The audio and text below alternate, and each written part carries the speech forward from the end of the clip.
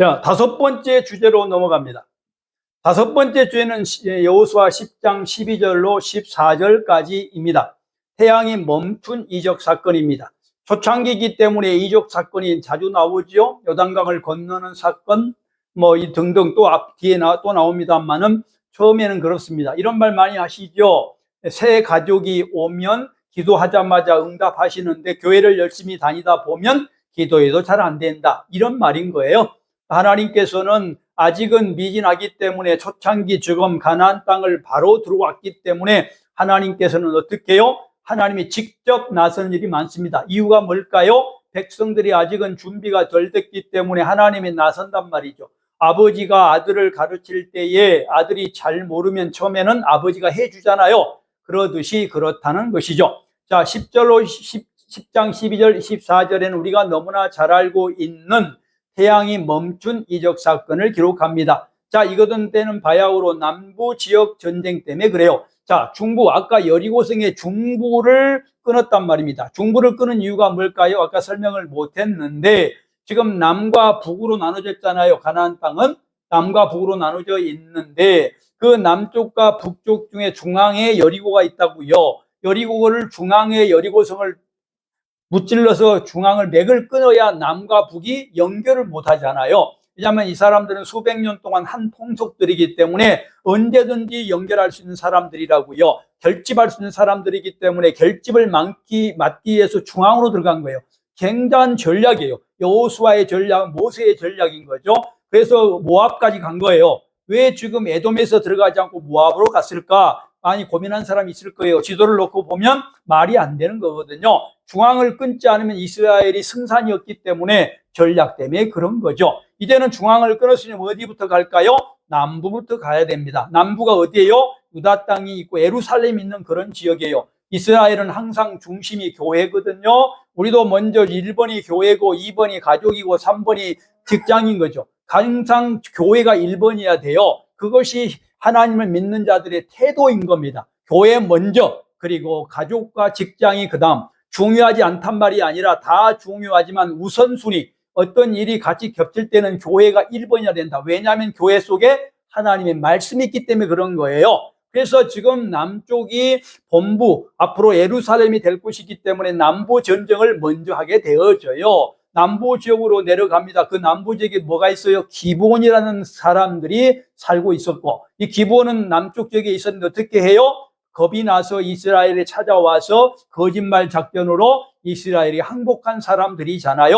항복을 하고 나니 같이 있었던 예루살렘에 있었던 예루살렘의 왕을 중심으로 5 아모리 왕들이 결집을 해서 기브온을 공격하게 됩니다. 당연하겠죠. 배신했다고, 배신자라고 공격을 해요. 그래서 공격하자 기브온 사람들이 사신을 누구에게 보내요? 여호수아에게 보냅니다. 그래서 여호수아가 약속에 의해서 당연히 형제국이 됐기 때문에 약속에 의해서 전쟁에 참여하게 되는 것이죠. 전쟁에 참여할 때 어떻게 돼요? 큰 우박이 일어나게 되지요. 그 우박이 일어나서 지금 남쪽에 있는 5개 나라를 다 복속을 시켜야 되는데 보니까 여호수아가 보니까 어떻게 되어져요? 밤이 왔단 말입니다. 밤이 되면 전쟁을 못 하잖아요. 전쟁을 못 하게 되면 어떻게 돼요? 그들이 재결집해서 이스라엘을 공격할 가능성이 큰 거죠. 그래서 어떻게 기도를 합니다. 하나님, 태양아, 너는 기브온 위에 머무르라. 달아, 너도 아얄론 골짜기에 그리할지어다라고 명령합니다. 이건 기도문이에요. 하나님 앞에 기도합니다. 하나님이 이 기도를 들어주신 거죠. 그래서 어떻게 돼요? 초자연적 사건이 일어납니다. 여호와께서 사람의 목소리를 들으신 이런 날은 전에도 없었고 후에도 없었다. 태양이 머무는 날이 없었다. 낫을 길게 만들어서 전쟁을 마무리해야 된다는 절박한 사정 속에서 하나님은 이렇게 태양을 머물게 했다는 것입니다. 우리가 볼 때는 비과학적이라고 보지만 우리 생각인 것이고 하나님의 입장에서는 과학이란 말입니다. 하나님 입장에서는 과학이 아닌 것이 아무것도 없어요. 과학이 아닌 거를 우리는 무당이라고 하잖아요. 근거도 없이 끝도 밑도 없이 아무렇게나 말하는 거, 너 목사 될 거야 하는 거, 다 과학이 아니고 무당이 하는 소리잖아요. 근데 과학이라고요. 근거가 있단 말입니다. 그런데 이거는 우리가 모르는 것이지 하나님 입장에서는 과학적이다 라고 보는 것입니다. 생국가만 물어보시기를 바라고요.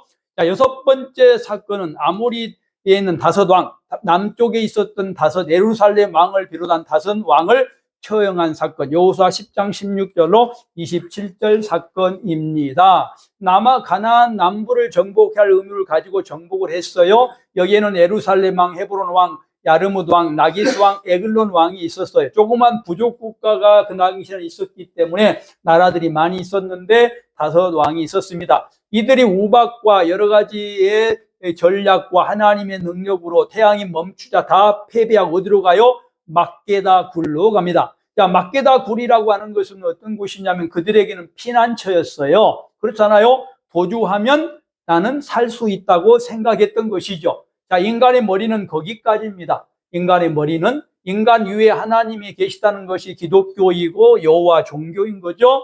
그들에게는 피난처라고 생각하고 숨었어요. 다섯 명이. 누구도 들어올 수 없었고 이곳은 매우 높은 곳에 있었기 때문에 누구도 그곳을 발견할 수가 없었습니다. 그러나 여러분, 비밀이 있나요? 특별히 잔꾀, 악한 자들에게는 다 비밀이 있을 것 같지만 다 밝혀지는 것이 하나님의 섭리죠. 하나님은 거짓을 좋아하지 않으시기 때문에 거짓을 드러내는 그런 역할을 하도록 하십니다. 그것이 바로 뭐가 되어져요? 피난처가 어떻게 됩니까? 여호수아가 알고 거기에 부하들을 시켜서 큰 돌로 막게 만듭니다. 이것이 뭘로 바뀌었어요? 피난처가 감옥으로 바뀌게 된 것이죠. 큰 돌로 막으니 나올 수가 없잖아요.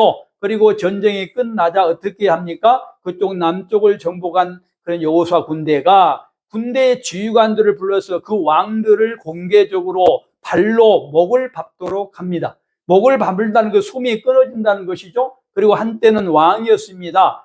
권룡포를 입는 왕이었는데 신하들, 여호수아 신하들이 발을 밟도록 했다는 말은 너희들은 지금 왕이 아니라고 하는 선언인 것이죠. 여호수아가 밟을 수 있었는데 밟지 않고 신하들을, 부하들을 시켰었다는 것은 너희들은 지금 그러한 존재들이라고 하는 것을 말해주는 것이고요. 다섯 왕이 처형되고 시체는 나무 위에 답니다. 이건 법이죠. 이스라엘 법에 의해서 나무 위에 달도록 되어 있어요. 많은 사람이 보도록. 그러나 해가 질 때까지는 어떻게 해야 돼요? 해가 지기 전 6시 정도죠. 6시 정도는 내려야 됩니다. 그래서 이스라엘 민족들은 해가 지자 6시에 정도 내려서 그들을 굴에 던졌다. 어떤 사건도 아무리 믿고 어떤 사건도 하나님의 법을 어겨서는 안 된다는 것이죠. 어떤 분들은 선을 위해서 하나님의 법을 어겨도 된다고 생각하는데 그런 말은 없습니다. 하나님의 법을 어기는 것은 무조건 불법이고 악입니다. 그래서 여기에 우리 성길 같으면 5명이 너무나 악한 짓을 했고 이스라엘을 괴롭히려고 했기 때문에 2박 3일, 5박 6일을 시체를 걸어놨으면 좋겠지만 이스라엘 법에 의해서 절대로 해가 지기 전에 어떻게 해야 돼요? 내려야 됩니다. 자, 해가 지기 전에 우리가 생각나는 거 있죠? 해가 지기 전에 해결할 거 부부싸움입니다. 부부싸움은 해서는 안 된단 말은 없습니다. 안 한 사람이 비정상이죠. 부부싸움이라고 하는 것은 중요한 선한 역할을 많이 해요. 그런데 부부싸움을 하고 언제까지? 해가 지기 전에는 반드시 해결해야 된다라는 것을 말한 것과 이 본문이 이상하게도 오늘 제게 연결이 됩니다. 왜냐하면 제가 그렇게 노력해도 잘 안 될 때가 있더라고요. 와이프하고 싸우고 나서 헤어지기 전까지 해야 되는데 기분이 나빠서 안 하고 다음날까지 갈 때가 저도 몇 번 있었거든요. 참 어려운 문제입니다. 이것도 마찬가지라는 거예요. 어렵잖아요. 내 악한 인간들, 나를 죽이려고 했던 인간들을 며칠 좀 달아놓고 싶잖아요. 나한테 기분 나쁘게 한 사람들은 막 입으로 막 까고 싶잖아요. 잘못된 사람을 막 소문내고 싶잖아요. 근데 그래서는 안 된다고요. 해가 지면 끝을 내야 돼. 아무리 나빠도 해가 지면 끝을 내야 된다는 것이 오늘 6번째 주제의 내용이다. 이렇게 보면 되겠습니다.